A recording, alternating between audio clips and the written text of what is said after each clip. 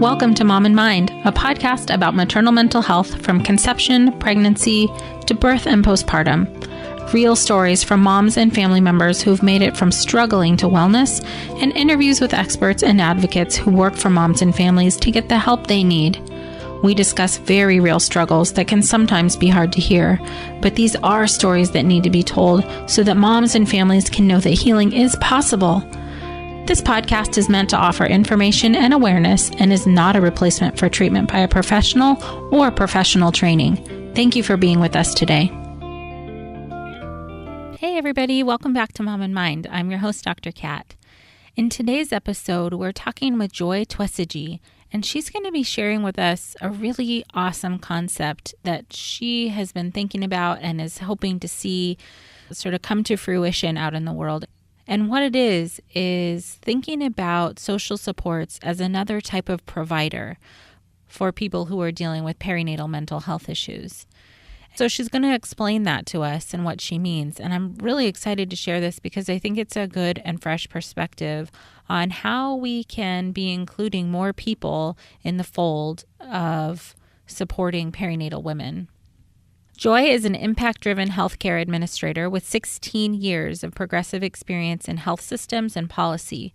2017 marks 26 years of starting and managing socially responsible organizations framed around maternal and family support, community and school-based services, and healthcare reform. In 1991, she founded The Dining Room, the first sustainable soup kitchen for Delaware. In 1993, she became a founding member of Andrew's House, a not-for-profit community center in the same town. Joy is currently a volunteer Maryland State Co-Coordinator for Postpartum Support International, Ohio Wesleyan University Baltimore chapter leader, and Maryland Association of School-Based Healthcare board member. Let's hear from Joy. Hi, Joy. Thank you so much for being with us.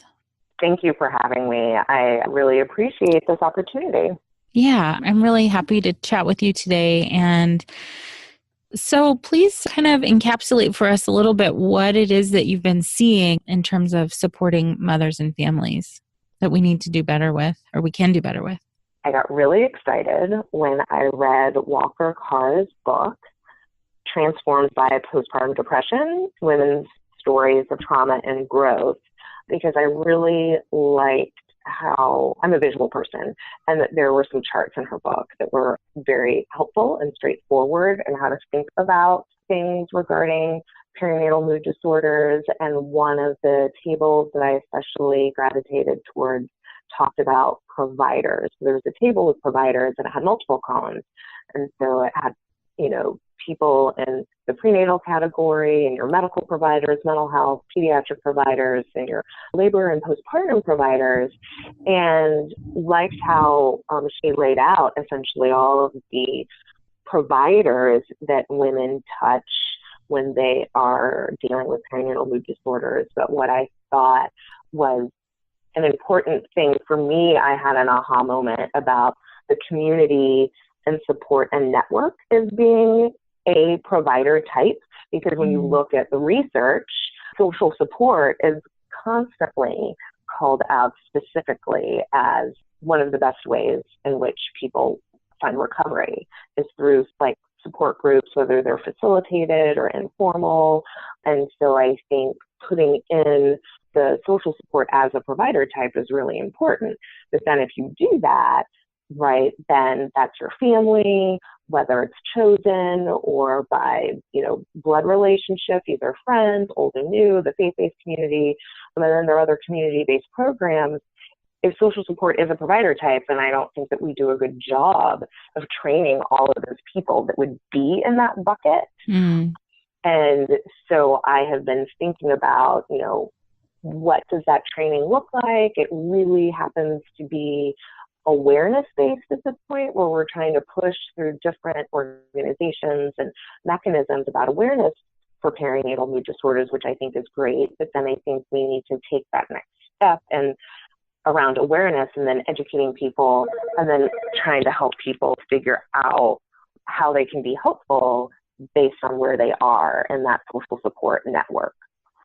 So for me, I've also been thinking about, just as a regular person, am I prepared for things properly? So for example, when I got married, right, when we got engaged and, my parents were like, oh, you should do premarital counseling.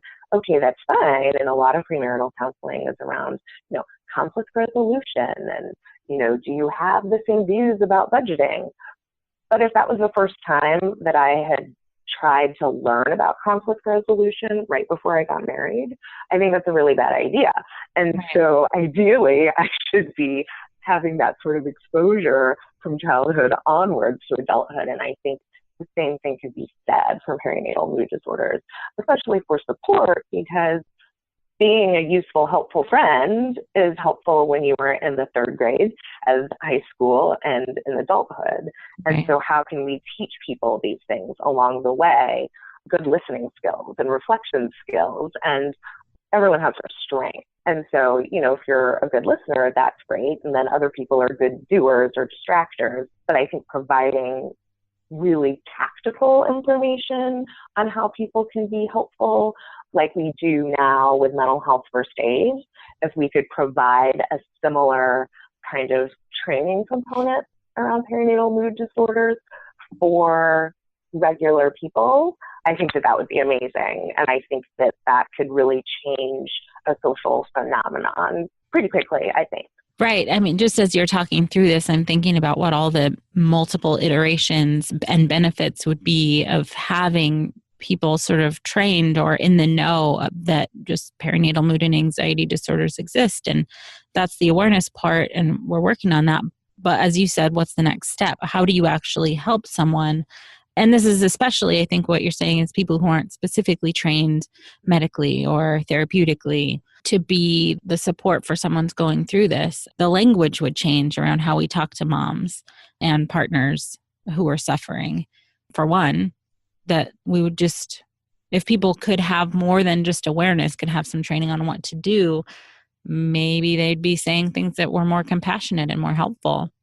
Absolutely. Absolutely. And people could, feel like they could ask for help sooner instead of suffering for as long as they do, because they have multiple safe places to go to talk about things. Mm-hmm. Right. So I think a little bit of how you were saying is that maybe before is that this is, I mean, I've loved this. I love your concept. I love the idea. I think it's absolutely necessary. And then there's the how. So why do you think people are not very equipped to be more supportive, and what can we do? I think two things. I think one is around empathy. And then the other part, I mean, the word narcissism is a little harsh, but I think there's this sense, at least in the American culture, that if something isn't happening or hasn't happened to me, then it's almost irrelevant, even if you know that it's happening to other people. Right. So I went to a conference a few years ago, and it was an international conference, and there was a foundation that was talking a lot about empathy and really pushing the fact that we really need to train people about empathy in all these different ways. And I thought, this is such a waste of time. But as I've gotten older and wiser, I do think that empathy, by raising people's ability to have empathy, those things are connected, right? So you would hear that somebody that you may or may not know has gone through a situation, and then you can be empathetic about that, and then also think you're putting them through, you are putting yourself in their shoes, and then you're thinking, when you're thinking about helping and what could I do to help, and there's less judgment potentially around all of that, and doing it with healthy boundaries, which I think is important. But I think being empathetic instead of sort of dismissing that or having a whole lot of judgments around that, being empathetic, I think can be helpful. And so raising those empathy skills, and then also when you do that, then those things are connected to you. You feel connected. And I think that's also this part of social support and connectivity. So I think that what I'm saying that's not necessarily totally articulate is that there are so many people who have been impacted by, perinatal mood disorders. And I think if you talk to folks, they would say, oh, yes, I know somebody, or I know that it's very common, and I probably know someone. But I don't think that translates into action. So when you think about, let's pretend that it did, right? Let's pretend that it sort of changed with cancer, right? Like cancer changed the way people talked about advocates for cancer. They changed the way you talk about cancer, the systems of self-care, social support. I think we're driven a lot about, people being willing to talk about it. A lot more people were impacted by cancer. So there's a vocabulary around that. And people witnessed how you talk about it with family members, how you talk about it with one another, how you can support people, whether it's at church or a coworker, and how you can suggest to a coworker, oh, you're going through this hard time, do you want to talk about it? Or even with the HR person, being helpful with FMLA. I think that if you think about categories in which the advocates pushed and changed the language and forced everyone to be supportive in a way, I think that we can mirror that with team advocacy.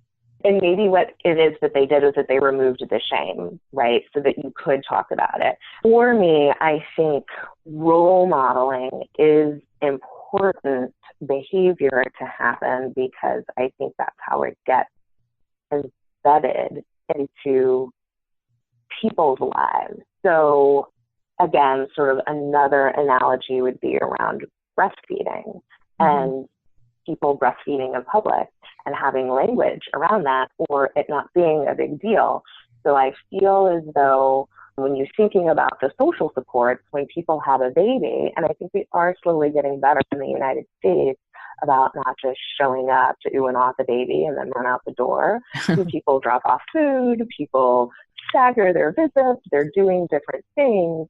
But I think being able to role model for family members what it's like and how that support needs to be long term, so that then things just happen. So, I've been talking about this kind of stuff for a long time. I will use myself as an example about the lack of social support that families have and about how postpartum depression is really important. And then when I had my son, my sisters, who are all younger than me, took it upon themselves to schedule themselves to be a support for me and my son and my husband. And it wasn't that I had to ask or do any of those things, but they knew, right, that it was important. And so then they filled the need, right, because of years of sort of ongoing training by me. And I thought, but I thought, how awesome would that be if other families would do that? So for 3 months, my sisters were around every weekend. And, every time I was like, this is ridiculous. I don't need somebody at my house. And then I was like, but I don't think I'm going to be able to shower. And I actually kind of really need that support, right? Right. And, and I just think it would be really amazing for families to have to turn down help than to have to, not even necessarily beg it, but it's something that once it's received, right, it is so amazing and filling and impacts your whole heart.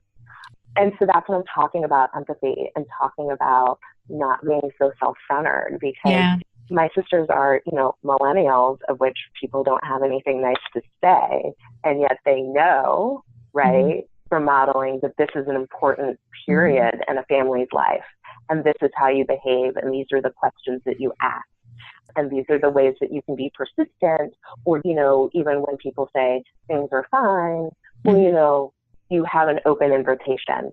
Right. You know what I mean?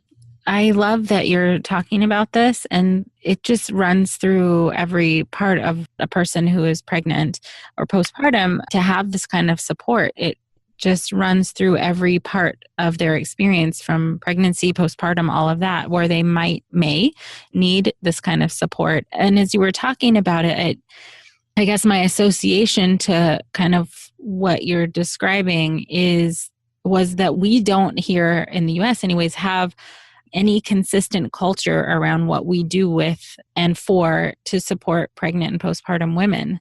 And on some level, like you were describing, there is now a bit of a culture around cancer and supporting cancer. I don't know if culture is exactly the right word to use, but it's sort of like a mindset that like, oh, here's a pregnant woman, or here's someone who's having a hard time. Here's someone with a new baby. And these are the things that we can do to help, where they don't have to think too hard about it. It's just what we do. And that's where it sounds like you're talking about getting to. Absolutely, because I've always felt really strongly that it is ridiculous that when you are the person in the middle of the crisis, that you were the person who is faced to do that heavy lifting, right? Yes. So you are going through something and now you have to solve all of your problems. And that's not okay. Yeah. And because you are the person in crisis. And so I think it's ridiculous that then you have to find the group and the transportation and juggle the infant care and go through, when you're dealing with extreme exhaustion, that's just going to prolong recovery and even willingness to try to do anything because it feels so insurmountable to even start, right? Yeah. And so I'm all about not making the person who's having a crisis do the work, and that's our job outside of that. We should do the work for them. And again, in a healthy boundary sort of way, but to assist them to get above water to a place where they can then take care of themselves. That's, I think, is the role, and why I think community is a provider type, because we are closest to those people who are being impacted and can help do that, I think, the best. Oh man, that would be amazing. And it does happen in pockets, and there are some, families that do that. And certainly, I've heard of plenty of situations where that doesn't happen, where perinatal mood disorders are totally misunderstood and the burden is put back on the birthing person or the mother to, the whole, what's wrong with you? Get it together. I need you to have dinner on the table, even though the baby was just born, that kind of stuff. And any number of situations like that. So some people are doing it and some people aren't. I mean, do you have any ideas or thoughts on how to get this idea, this concept, for people to be just stepping in and not putting the burden back on the mothers? How do we do it? Well, I think that there are some places where things are already sort of operationalized. And so if you look at some home visiting models, like Nurse Family Partnership, Healthy Families America, Healthy Start, and Hippie, I mean, those programs are already creating this like wraparound room support for families that that meet the criteria of these programs are at risk for a whole host of things. And one of those host of things are going to be, perinatal mood disorders.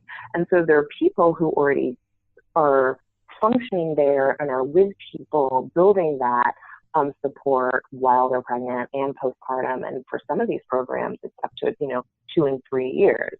So I think it could be also going to these organizations, these groups that already exist, and help to hone their skill set.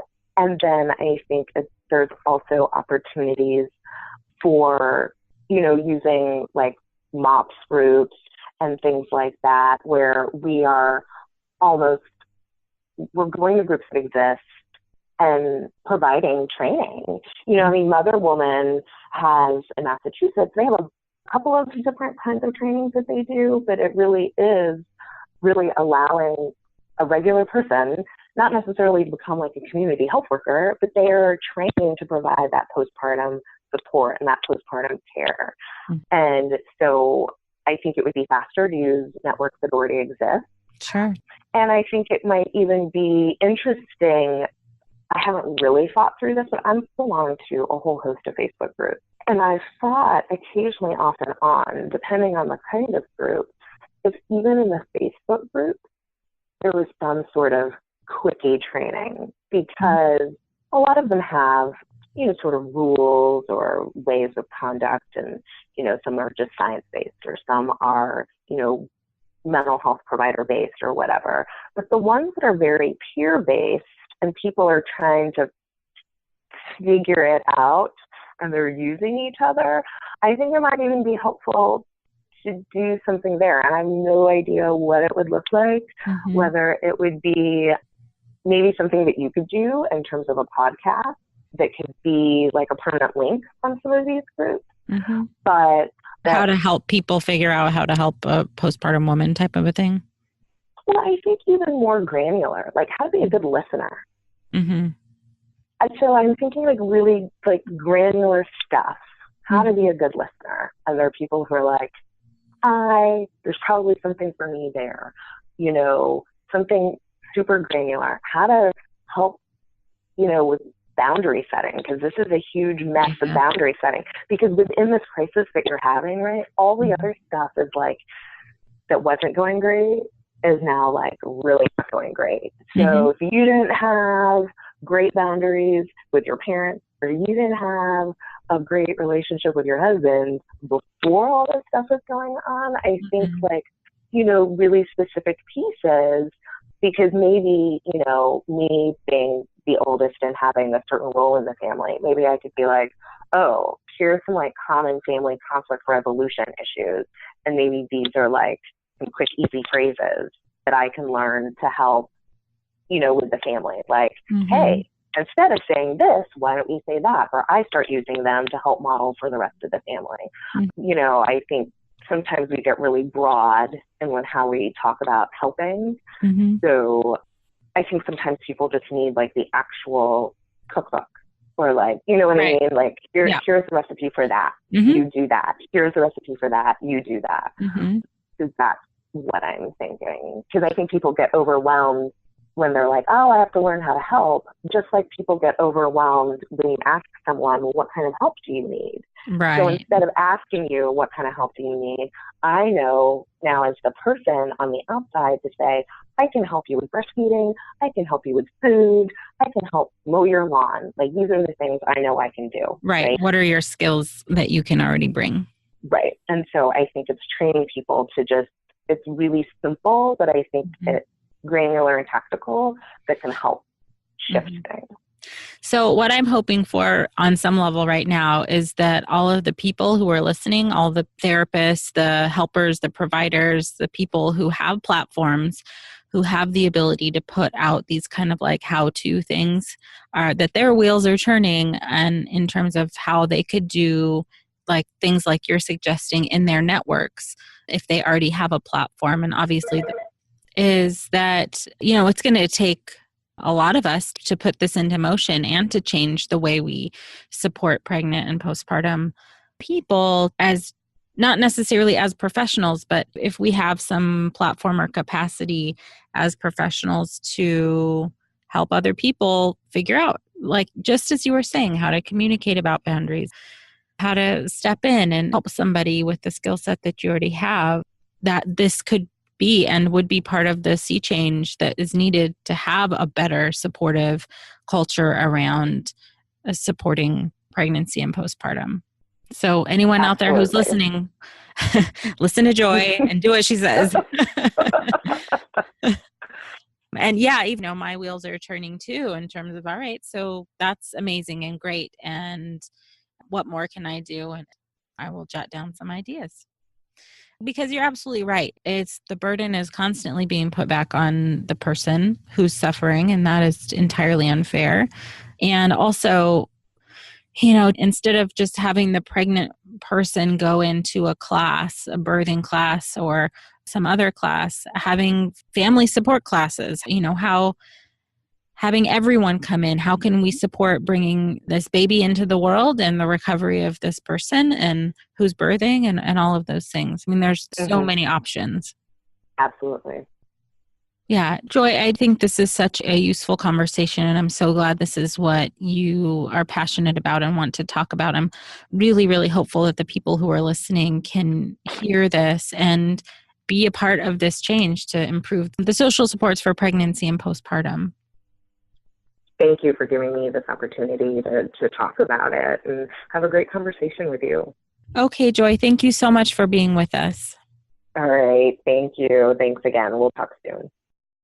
All right. So who's pumped up? Who's ready to be putting messaging out there and supporting people to be able to get information and education out to support people so that perinatal folks can have the support that they need and that they're looking for.